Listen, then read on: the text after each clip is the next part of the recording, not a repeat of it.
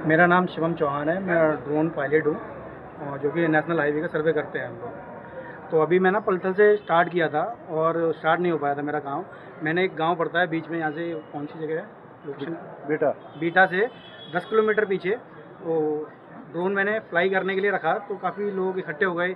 यहाँ पर चोरी वोरी पता नहीं क्या हो रहा है, मेरे को नहीं पता। मैं तो हाईवे का सर्वे करता हूँ। तो और ये यहाँ से यहाँ तक सर्वे होता है। अभी मेरे पास लेटर मेरे को लेना है, वो ला के मैं यहाँ पे अप्रूवल कराता हूँ, उसके बाद फ्लाई करूँगा दोबारा। पलटन से महिसाल सर्वे, रोड सर्वे जो कि 4 लाइन बनने वाला है काफ़ी टाइम, थोड़े दिन बाद। तो मैंने फ्लाई करने के लिए मोहाली पे स्टार्ट किया, यानी टेक ऑफ किया मैंने। तो मुझे वहाँ पर गांव वालों ने मुझे रोक लिया, जो कि मुझे वहाँ पे ही लैंड करना पड़ा और फिर मुझे पुलिस प्रशासन के हवाले किया गया। जबकि सर मुझे बहुत सही से ले आए हैं, ठीक है। वहाँ से यहाँ तक कि मेरे पास परमिशन नहीं थी। मैं अब परमिशन लेके सर से अथॉरिटी लेके उसके बाद ही काम स्टार्ट करूँगा से, ठीक है। बाकी अगर मेरी तरफ से कोई भी हो तो मेरा नाम शिवम चौहान है, नेशनल हाईवे की तरफ से। और जो भी है मैं आपकी कॉन्टैक्ट नंबर वगैरह सब दे दूँगा, बाकी आप देख लीजिए। विटा पोलीस स्टेशन हद्दीत काही दिवसापासून रात्रीचे ड्रोन्स उडत आहेत याबाबत खूप तक्रार येत होत्या आणि त्याबाबत विटा पोलीस स्टेशन हद्दीतल्या सर्व नागरिकांमध्ये घबराटीचं वातावरण होतं आणि त्यामुळं वेगवेगळ्या अफवा पसरत होत्या। आज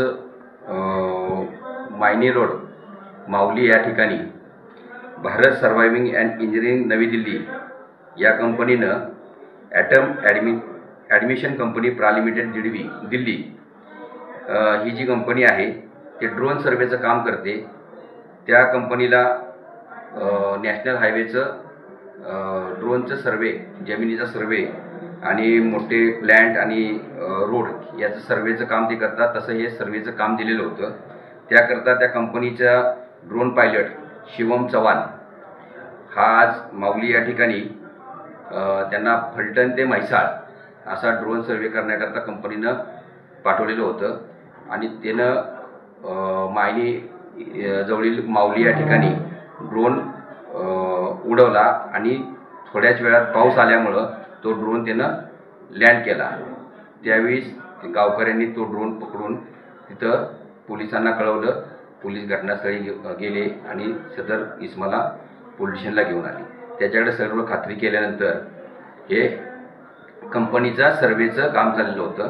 त्याबाबत त्याच्याकडे परमिशनची माहिती घेतली तर त्या सदर शिवम चव्हाण या इसमानं कंपनीच्या त्याला इथं परमिशन घ्यायला लागते याबाबत कुठलीही माहिती नसल्याचे सांगितल्यानं त्याला योग्य ती परमिशन घेऊन सदरचं काम करण्याबाबत सूचित करण्यात आलेलं आहे।